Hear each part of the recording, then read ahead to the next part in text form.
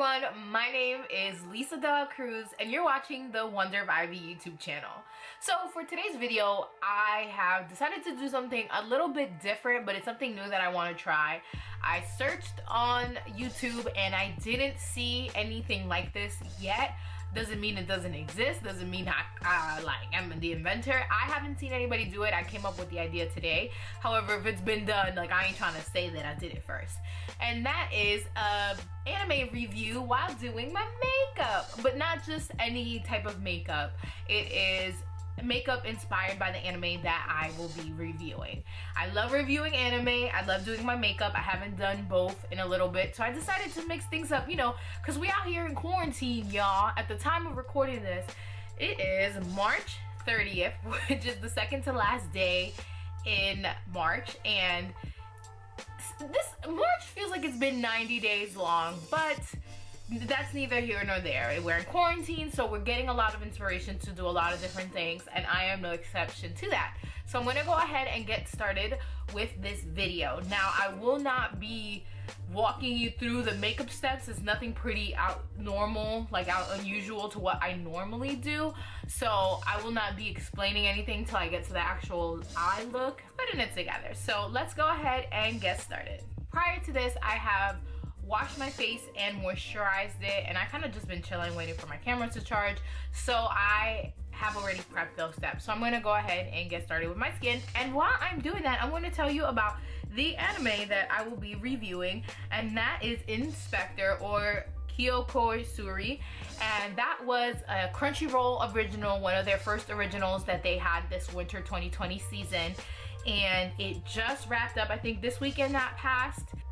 Before I get into the synopsis of what the anime is about, well, I became familiar with the anime. I was on VRV, which is what I use to watch anime. VRV, if you're listening, Crunchyroll, like, yo, sponsor your girl.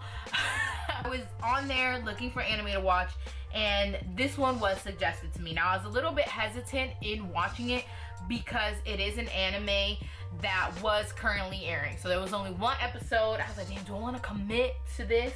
Do I want to commit to just one episode a week? And some weeks there wasn't even an episode. So I was a little hesitant to start, but I decided, you know, it's only one episode.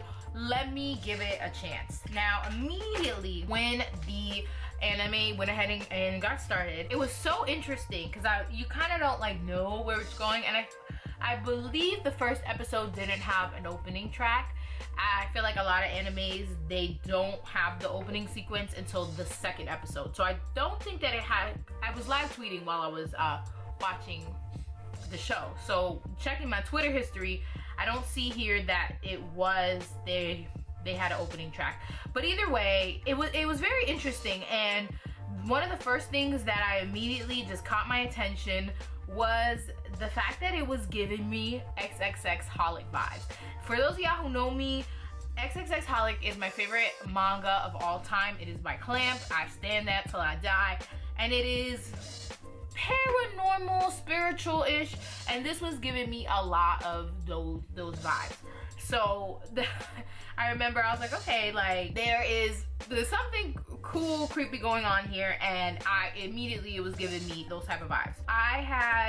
The first episode really drew me in. You get introduced to Iwanaga Kotoko, and she is small and feisty, and she is like a high school student, I believe. She's waiting outside for Kuro, Sakuragawa Kuro. So it definitely kind of didn't know what to expect, but there was something about it. It was just kind of so mystical that it really had me going on. I believe that same weekend, because I kind of saw it, and it was like a weekday, and then that weekend the second episode had come out, and I was like, okay, I saw the opening track, and I was like, oh. But before I saw the opening track, I saw the ending track, which is the song Last Dance, which I've been tweeting about forever since the show came out, and I was like, oh my god, like, just the visuals in the opening and the ending track just sold me for this anime to itself. Initially, like, I had no idea where this was gonna go. Like, is it like magical girl? Is this monster of the week? Like, every week they're gonna be battling a different type of thing. So initially that really had me drawn into the anime. Every week I was excited to tune into the show, and the one thing that I didn't do was kind of look up the synopsis, because if I had looked up the synopsis, some things would have made sense to me as they were progressing. So I'm gonna read to you the synopsis, and this is coming from my anime list. Now, I'm doing a terrible job of doing my makeup and talking at the same time. Hidden in plain sight, spirits known as yokai inhabit the world. While they are benign, a certain subset threatens the tenacious peace between yokai and humanity. Ever since she agreed to become their god of wisdom, Kotoko Iwanaga has served as a mediator between the two realms, resolving any supernatural problems that come her way. At a local hospital, Kotoko approaches Kuro Sakuragawa, a university student whose long-term relationship ended in an unfortunate breakup. Kotoko harbors feelings for him and suspects that something supernatural lurks within his harmless appearance. So she asks Kuro for his assistance in helping out with the yokai. This is the part that I feel like I should have read, because when this happened, I was confused. 2 years later, news of an idol who was accidentally crushed to death by steel beams flooded the press. However, months later, sightings begin to tell of a faceless woman who yields a steel beam. As in the case for any supernatural problem, Kotoko and her partner set out to stop the spirit from wreaking havoc. But this case may prove to be far more cynical and sinister and personal than they could have ever, wow, this is super magnified, than they could have ever thought. I didn't really see the synopsis outside of what Crunchyroll had to kind of like describe the episodes. So I kind of went in like, all right, girl, like what we doing out here? We just chilling, we just blinding out here. So as each episode was developing, there was a lot of stuff that I like. The time skip I think happens at episode 2 or 3. And I was like, is this like, did they go forward? Are they time jumping? In the sense like they can travel time? And no, it was just, they just said 2 years later, girl. You just had to acknowledge that it was 2 years later. But other than that, it definitely, you just didn't know what to expect. And that theme actually goes on throughout the whole series. I'm gonna start off with the storyline plot, my feelings of it. I watched the whole thing, I didn't drop it, so I obviously enjoyed it. However, it is something that's very, very dialogue heavy. So if you're somebody who prefers more action, this might be something that might get you a little bit, maybe harder for you to get through. Now, I don't believe the English dub is available yet. Somebody who likes the, you know, you watch anime but you're doing 20 different things and you can do that because you watch the English version. This might be something that you might, you know, if you were thinking about watching it sub, it might be something that you hold off and just wait till they dub it, if it has yet to be dubbed, just because it's very dialogue heavy, and the dialogue is where all the juice is. Like all the information, all the things are that. Another thing that they have that I love is that there's a lot of unique folklore. Obviously, this isn't new in anime where, you know, they have their own kind of tales, they're all mystic, ghosts, supernatural beings, all that stuff.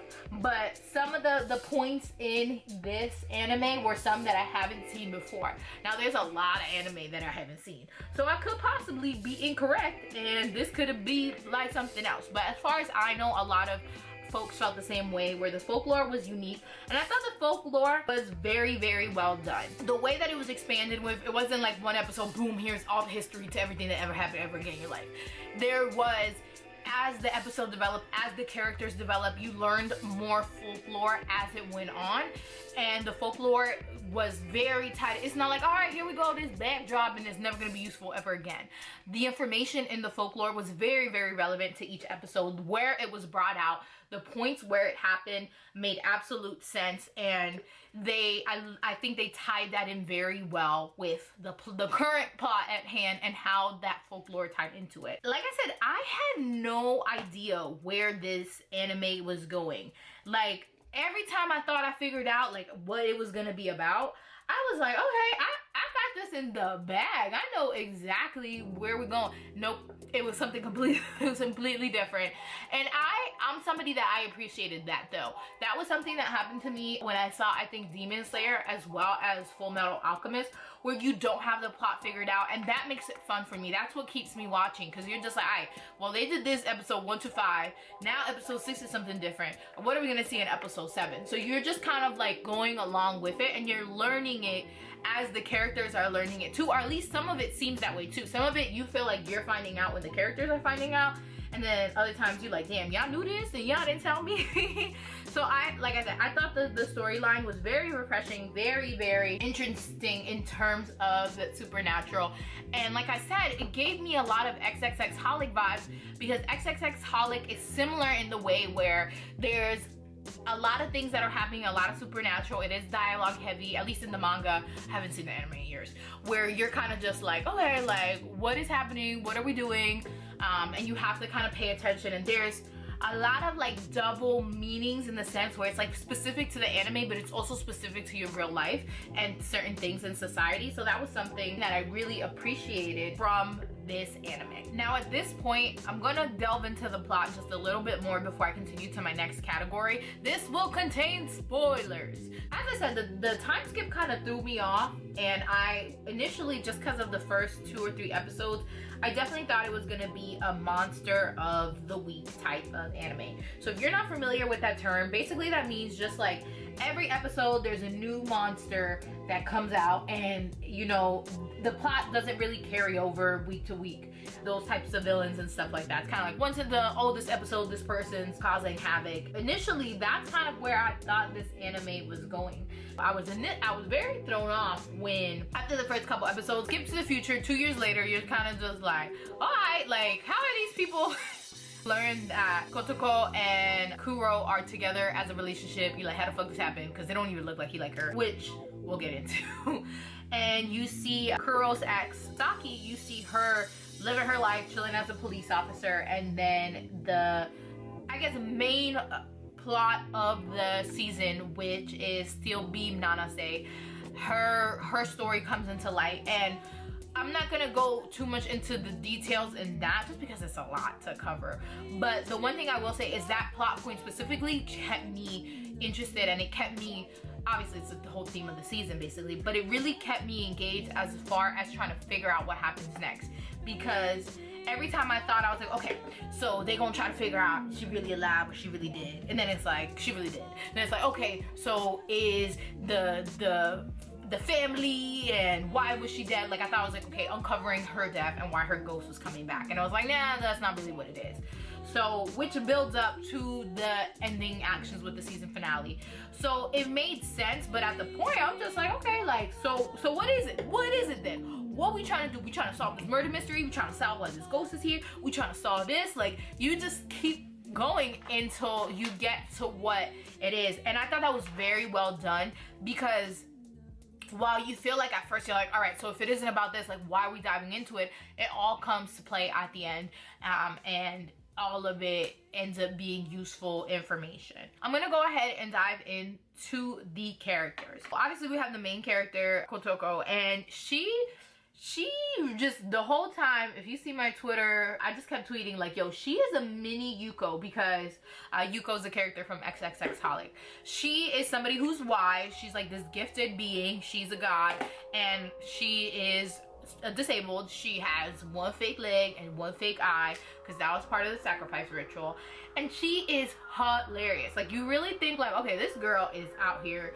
She has these witty banters. She has some of the best jokes. And it's like, she's like a mix of like perverted, but like a wise, smart ass. And it really, really works out well for her. I thought that was like such an awesome device for a main character. It isn't this typical trope where you're just like, okay, somebody coming into their powers and they're she knows who she is. She knows she a goddess. She knows that she's the goddess of wisdom, and she, you know, holds kind of like the balance with the spiritual world and the regular people life. It's interesting to have this character who's already like developed. Like, you don't got to develop her further. Like, she's not really growing as a character, because she's everything that she's supposed to be. And I thought, yo, this is so badass to have. And not that there's not anime like that. There's definitely animes that have done this. But it was definitely refreshing to see, you know, she got it figured out. It's not about her getting figured out. And I feel like animes like this are very interesting, because it's not, while there is character development and growth, there's so much more outside of that. Really tuning into the story, where the storyline really comes into play. Really appreciated that about her. I thought it was funny how she was like all about Kuro, and it seems like she's like obsessed with him, and he like don't care about her. But then there's also moments where she's like chill, like she's not all about him.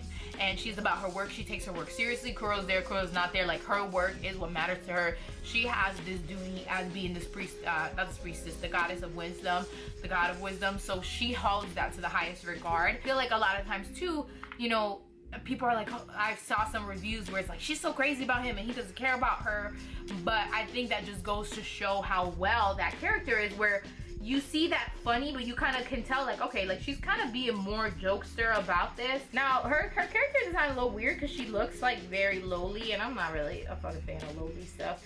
But she is, and after the time skip, she's 19, so she could be out here doing these little jokey jokes that she's doing and doing that. But like I said, that is such a side plot to what it really is about, and to really like her character. And I just love how smart she is, and how, you know, she's gonna have it all figured out. And even when she doesn't have it all figured out, you can kind of like, she lets people know, like, I don't know if this is gonna work. We're gonna try it. This is my attempt. This is what we're gonna try this time. So I thought Kotoko was absolutely hilarious. I thought she's definitely one of my favorite right now female leads, just because she's so funny, but she doesn't play no fucking games when it comes to her work. And she does shit by herself. Like in the first couple episodes where she's doing stuff and Kuro's kind of like, yo, you're gonna go to this mountain and talk to this goat like by yourself? And she's like, duh, like of course I'm gonna do this. And her relationship with the little yokais are so cute. So I definitely loved her. Now on to Kuro. He is so cute, and he's definitely one. At first it kind of gives you like Sundara vibes, where like the main character is like different, but he really truly does care about the character. Kind of those vibes, but as his plot, you know, as his storyline is more developed, you see his back history. You start off the show and you think he's just a regular person. Like you're like, okay, like he's just a regular being, he's human. And then you kind of, all right, you're like, okay, this man is not human. Which Kotoko had a feeling about that. Again, if I pronounce the same words 10 different times, you gotta forgive me, guys. But I don't be saying these names out loud when I watch. His backstory is definitely very interesting. One of my favorite, I feel like, just because it's so freaking weird. The history that goes with it is just kind of creepy. So I thought that was very well done on their end. Saw on like the Reddit and stuff that people are like, how is he even with Kotoko? Like it seems like he hates her. From what I saw, people comparing it to the manga definitely develops the relationship a bit more. I mean, it's still, he's just like, meh, but he does care about her and shows it in different ways. Saki is his ex-girlfriend who was with Kuro in the past. And now that it's the future, 2 years later, you know, they have broken up, but due to this main goal, they are reunited.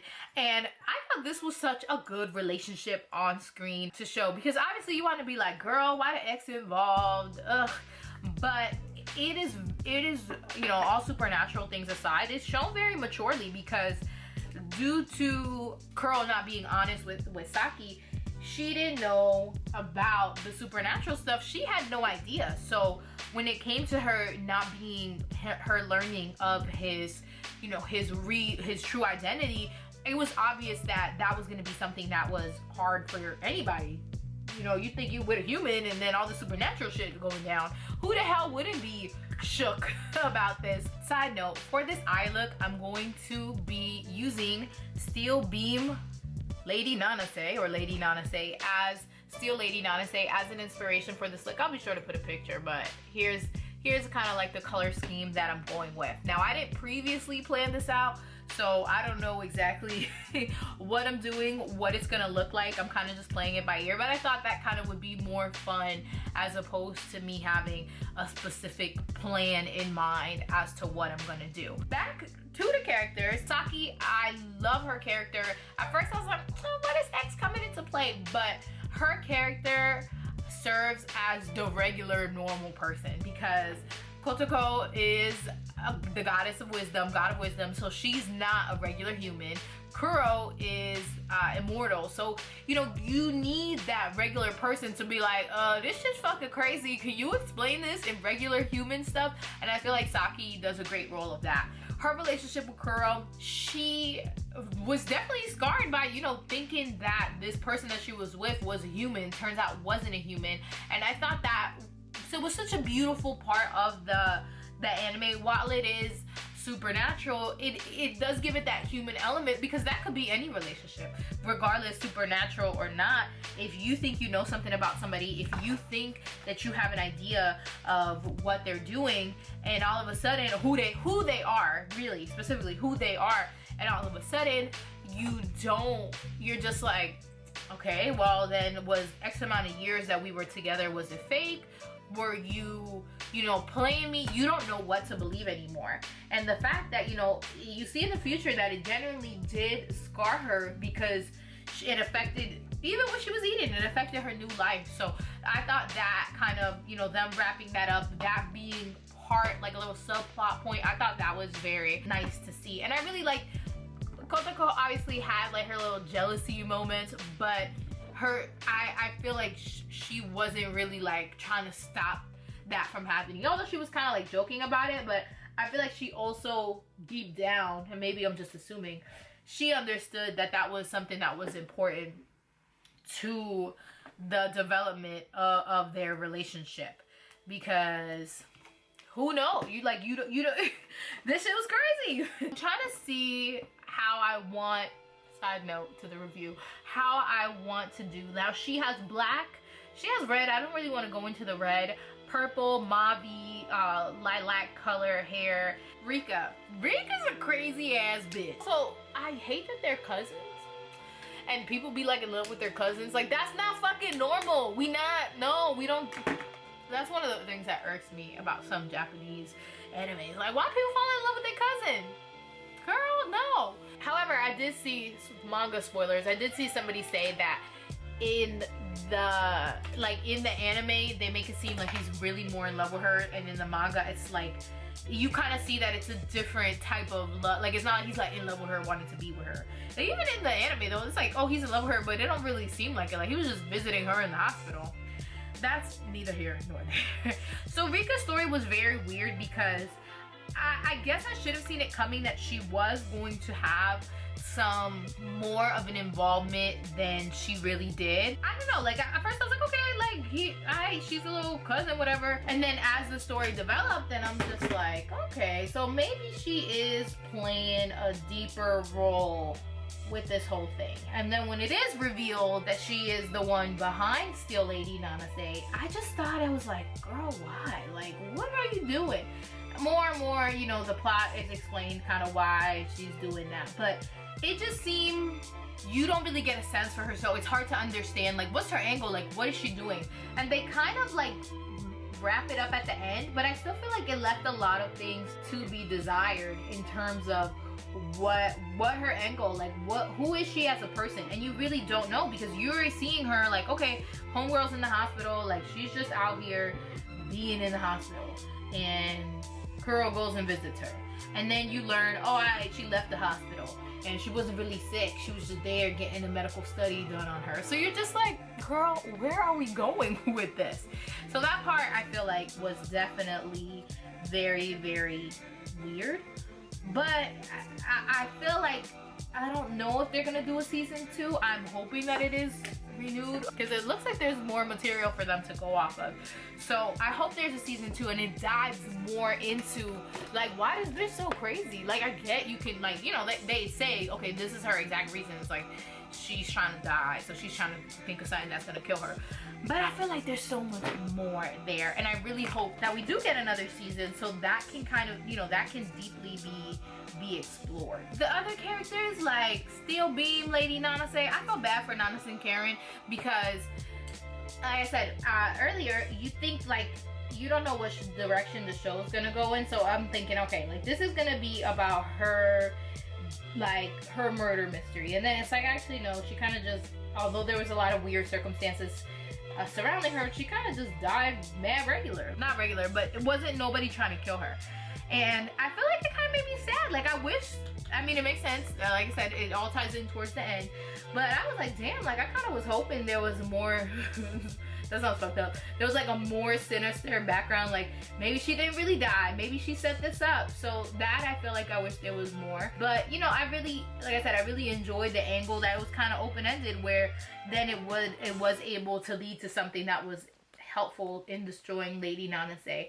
I'm sad, like I'm super sad that my boo, Detective Terada, had to take a hit, because I was shipping him and Saki. Like, he wanted to go out with her, he knew she was traumatized about something, or she couldn't eat meat or whatever.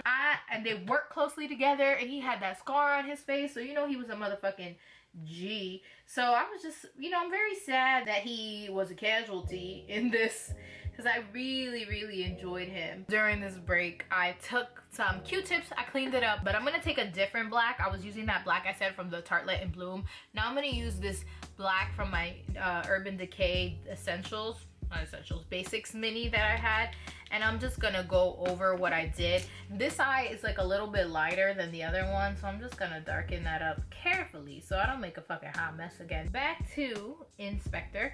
In my head I was saying Spectre, and then I'm thinking this Spectre, so I don't know how to say it. I always like talking about animation because I've been watching recently a lot of older animes from like the early 2000s. I'm liking this whole shoujo. Love, that's a whole other video, but I've been in this like warp where I'm watching new animes and old animes, and some new animes are animated completely different, so I think it's still worth talking about these older the animation. So I love the animation, even though there was some like gore, and I'm not the type of person, I hate seeing blood, injuries, but it was very manageable. It was very beautifully animated, very vibrant, and the one thing with the colors, stories can be told with the colors that they use, the themes and stuff, so I very much enjoyed that, especially anytime there was something supernatural or something was being explained. Towards the end, there is like this trial sequence, this online trial sequence. That was some of my favorite animation, because I love when people make the internet, the digital space, like an actual tangible place, and I love the way that it was displayed. I have this one tweet because they used this like little black thing, and it reminded me of Full Metal Alchemist Brotherhood. The like all-knowing being God that was like all black and just how like was talking, and I thought that was so dope to see. It's so funny. Like, the animation is one, like I said, you already looking at the screen a lot, because if it's very wordy, if you miss it, like if you look away, you're gonna miss what's happening. But on top of that, just the things that they animate and the way that it looks, it just was, I thought it was very, you know, your typical anime where people look good and you're not like, I've seen some animes recently where it took me a while to get into it, because the whole time I'm like, this animation is creeping me out, or it's making me feel some things. Music, like I said, the opening and the ending track, I have them on my personal playlist called Anime Box. I will link that playlist in the description box of this episode. Now, it's not, I'm thinking of what I'm gonna do with my eye color. This was a lot harder than I thought, because I want to keep talking and I want to do my makeup at the same time. Hopefully this works out. I feel like it looked so good in my mind, and now I'm doing it and I'm like, what the hell am I doing? That ending song, Last Dance, ooh, that's such a beautiful track. And I'm going to be using my Sailor Moon palette.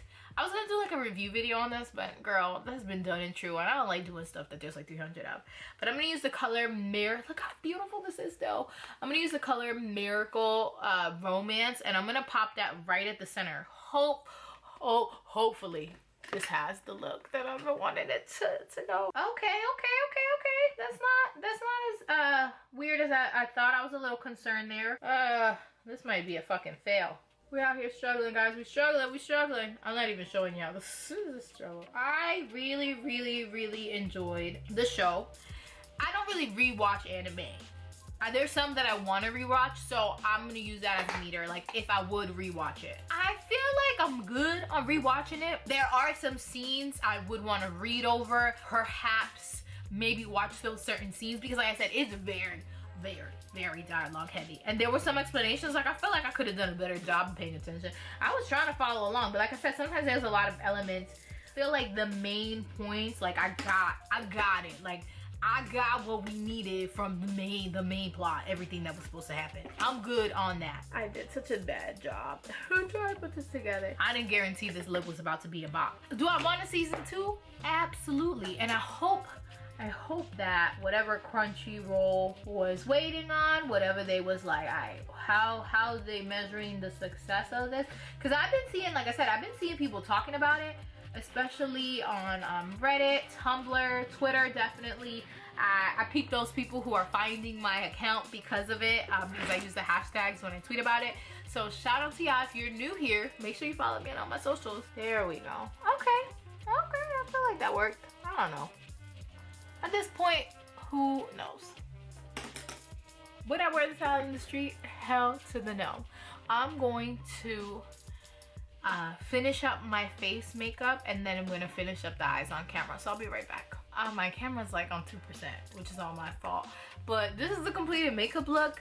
In all honesty, this is a flop. If I wasn't doing the review, I would have deleted this. However, I had a lot of fun putting this look together, as I did watching and reviewing Spectre. So if you've been wanting, hopefully if you've already saw it, like you've been wanting to watch it, you don't watch this review completely because I have spoilers in it.